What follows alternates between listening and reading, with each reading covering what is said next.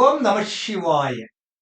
ஆன்மீகத்திலும் ஜோதிடத்திலும் நம்பிக்கை உள்ள அனைவருக்கும் அன்பான வணக்கங்கள். நாம் இந்த பதிவில் பார்க்க போவது என்னவென்றால், ஆடி மாதத்தினுடைய சிறப்புகளும் குலதெய்வங்களை பற்றியும். ஆடி மாதம் என்றாலே பக்தி பரவசமுள்ள மாதங்க. குறிப்பாக சொல்ல போனா குலதெய்வ வழிபாடுங்க. இந்த ஆடி மாதத்துல குலதெய்வ வழிபாடு மிகவும் சிறப்பாகவே நடக்குங்க. ஒவ்வொரு இனத்தவரும் அவரவர்களுக்கு ஏற்றவாறு குலதெய்வம் கோவிலுக்கு சென்று பொங்கல் வைத்து பூஜை செய்து வருவது தொன்று தொட்டு வரும் விழாங்க. இதை விழான்னு கூட சொல்லலாங்க. குலதெய்வம் தெரிந்தவர்கள் அவங்க கோவிலுக்கு சென்று வழிபடுகிறார்கள். குலதெய்வமே தெரியாதவர்கள், அவர்களின் முன்னோர்கள் கொல்லாமல் போனாலும் கவலைப்பட வேண்டாம். இந்த ஆடி மாதத்தில் தட்சிணாயன காலத்தில் வரும் வெள்ளிக்கிழமையில் கலச பூஜை செய்தால் குலதெய்வம் நம்ம வீட்டை நாடி வருங்க. இந்த குலதெய்வ வழிபாடு கலசம் வைப்பது எப்படி அப்படின்னு பாத்தீங்கன்னாக்கா, வெள்ளிக்கிழமை அன்று முதல் நாள் வியாழக்கிழமை வீட்டை சுத்தம் செய்து, மறுநாள் காலை வெள்ளிக்கிழமை விடிந்த பிறகு வாசலில் கோலமிட்டு வாயிற்படியில் மஞ்சள் பூசி பொட்டிட்டு வாசற்படிக்கு மேலே மாவிலை மற்றும் வேப்பிலை கலந்த தோரணத்தை கட்டி அதன் பிறகு பூஜையை ஆரம்பிக்க வேண்டும். அதன் பிறகு பூஜை அறைக்கு சென்று ஒரு வாழை இலையில் பச்சரிசி சிறிதளவு கொட்டி அதன் மேல் கலசம் ஒன்று உருவாக்க வேண்டும். அந்த கலசம் எப்படி உருவாக்க வேண்டும் என்றால், செம்பு ஒன்று எடுத்துக்கொள்ள வேண்டும். நம்ம சக்திக்கு தகுந்த மாதிரி, அதாவது சில்வர் செம்பு, செப்பு செம்பு, பித்தளை சொம்பு, வெள்ளி சொம்பு, ஏதாகிலும் ஒரு சொம்பு, நம்ம சக்திக்குள்ள சொம்பை எடுத்துக்கொண்டு அந்த செம்புக்கு மஞ்சள் பூசி பொட்டு வைத்து, அந்த சொம்பிற்கு மேல் தெரிந்தால் நூல் சுற்றலாம், தெரியவில்லை என்றால் தவறில்லை. அந்த செம்புக்குள்ள சிறிதளவு பச்சரிசி நிரப்பி, அதற்கு பிறகு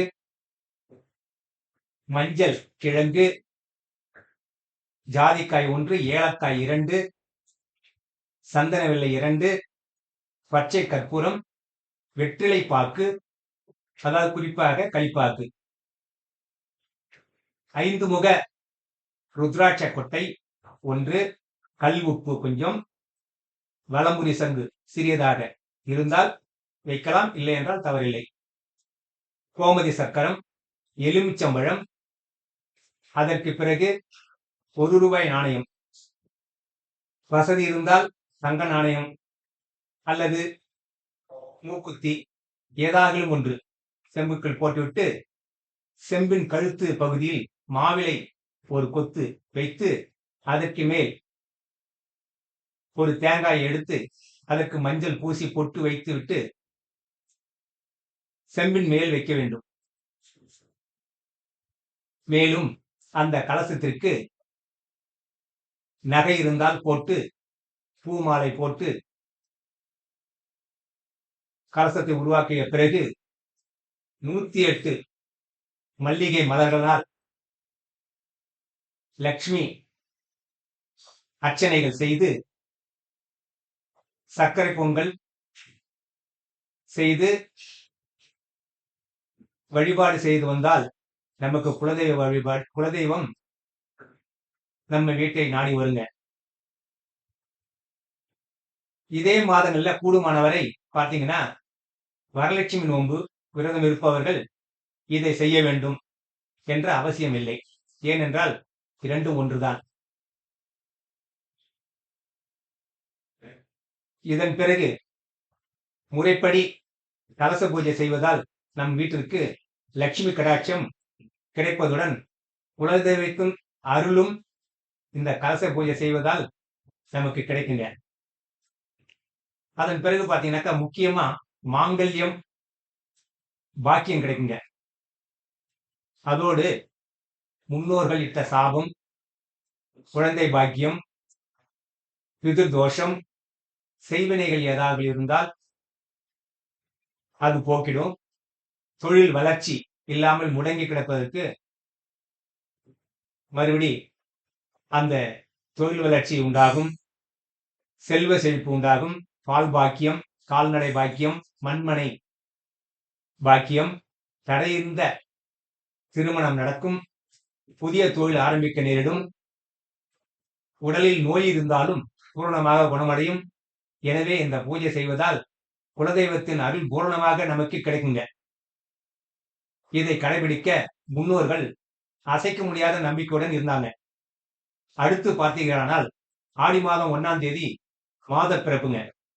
அந்த மாத பிறப்புல விழா மாதிரி கொண்டாடுறது உண்டுங்க. அடுத்து பாத்தீங்கன்னாக்கா ஆடி 18. ஆடி 18 என்றாலும் ஆடிப்பெருக்கு. இந்த ஆடிப்பெருக்குன்றது என்னன்னா, ஆற்றங்கரையில எல்லா ஊர்களிலிருந்தும், அதாவது சுத்து வட்டாரத்துல, ஆற்று ஓரம் இல்ல, சுத்து வட்டாரத்தில் உள்ள அனைத்து கோவில்களிலிருந்தும் சாமிகள் அலங்காரம் செய்து ஆற்றங்கரைக்கு வந்து நமக்கு அருள்பாலிக்கும் விழா. அத்துடன் விவசாயிகள் விதை விதைக்க சிறந்த நாள். ஆடிப்பட்டம் தேடி விதை என்று சான்றோர்கள் கூறுவார்கள். அத்துடன் ஆடி மாதத்தில் ஒவ்வொரு செவ்வாய்க்கிழமையும், ஒவ்வொரு வெள்ளிக்கிழமையும் மற்றும் ஒவ்வொரு ஞாயிற்றுக்கிழமைகளிலும் அம்மனுக்கு கரகம் எடுத்து ஊர் சுற்றி வந்து கம்பு கேழ்வரகு கலந்த கூழ் வைத்து படையல் செய்து சாகை வார்ப்பார்கள். அனைவருக்கும் இதை அன்னதானம் செய்வார்கள். அதோடு தீமிதி திருவிழா போன்ற சுப நிகழ்ச்சிகளும் நடக்கும். அடுத்து பார்த்தால் ஆடிப்பூரம். இது மிகவும் விசேஷமான சிறப்புள்ள பூஜைங்க. இந்த பூஜையை பாத்தீங்கன்னா அம்மனுக்கு வளைகாப்பு அப்படின்னு கூட சொல்லலாம். இந்த ஆடிப்பூரத்துல குழந்தை பாக்கியம் இல்லாதவர்கள் இந்த பூஜையில கலந்து கொண்டு அவர்களால் முடிந்த பொருட்களை வைத்து பூஜை செய்த பிறகு கோவிலுக்கு வரும் திருமணம் ஆகாத பெண்களுக்கும் திருமணம் ஆன பெண்களுக்கும் கொடுத்தால் அவர்களுக்கு திருமணம் விரைவில் கூடி வரும். திருமணம் ஆகாதவர்களுக்கு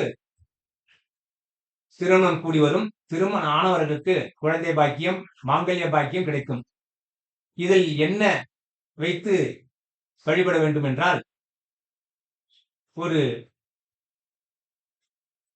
வெற்றிலைப்பாக்கு, மஞ்சள், குங்குமம், தாலி சரடு, பூ, பழம், வளையல், சீப்பு, முடிந்தால் ஸ்வீட் இவைகளை ஒரு பிளேட்டில் வைத்து ஒவ்வொருவருக்கும் ஒரு பிளேட் மூலம் கொடுக்க, அம்மனுக்கு படைத்த பிறகு கொடுக்க சிறப்பான நன்மைகள் நடக்கும். அடுத்து பார்த்தீங்கன்னால் ஆடி அமாவாசை. அமாவாசை அன்று எல்லா பெருமாள் கோவில்களிலும் அம்மன் கோவில்களிலும் சிறப்பான பூஜைகள் நடக்குங்க. பௌர்ணமியும் அதே போலதாங்க. எல்லா கோவில்களிலும் சிறப்பான பூஜைகள் நடக்கும். ஆடி கிருத்திகை என்றாலே முருகப்பெருமானின்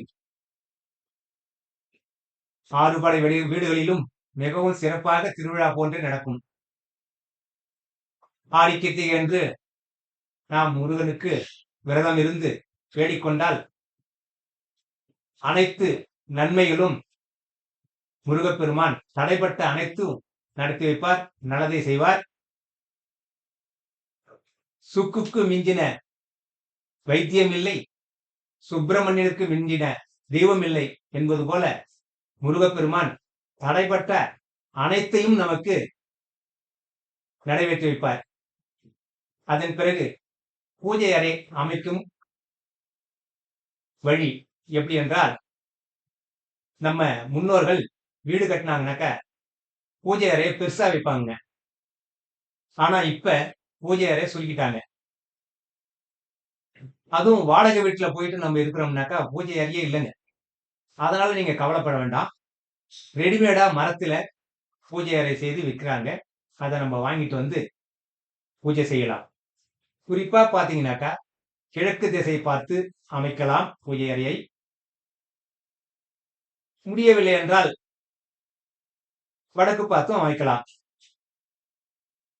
நம்ம முன்னோர்கள் பூஜை செய்து வச்சிருந்த சாமி படங்கள்ல பாத்தீங்கன்னாக்கா, கண்ணாடி உடைஞ்சிருந்தாக்கா, தயவு செய்து அத அகற்றிட்டு, கண்ணாடி எல்லாம் எடுத்து போட்டுட்டு, புதியதாக அந்த போட்டோவ பிரேம் செய்து பூஜை அறையில வச்சு நம்ம வழிபட்டா நல்லதுங்க.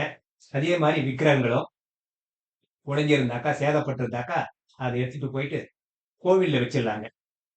அதுக்கு பிறகு பாத்தீங்கன்னாக்கா, பூஜை அறையில 5 தெய்வங்கள் வைத்து வழிபடணுங்க. அந்த 5 தெய்வங்கள் என்னன்னு பாத்தீங்கன்னாக்கா, விநாயகர், லக்ஷ்மி, பெருமாள், சரஸ்வதி, முருகப்பெருமான், வள்ளி தெய்வானையுடன். ஏன் வள்ளி தெய்வானையுடன் அப்படின்னு நினைச்சீங்கன்னாக்கா, குடும்பத்துல நம்ம எல்லோரும் ஒன்றாக பிரியாமல் இருக்க, குடும்பமாக விளங்க, அந்த முருகப்பெருமான் குடும்பத்தோட நம்ம வீட்டுல வச்சு வணங்குனாக்கா, சகல ஐஸ்வர்யங்களும் அந்த முருகப்பெருமான் நமக்கு அமைச்சு கொடுப்பாருங்க. நன்றி, வணக்கம்.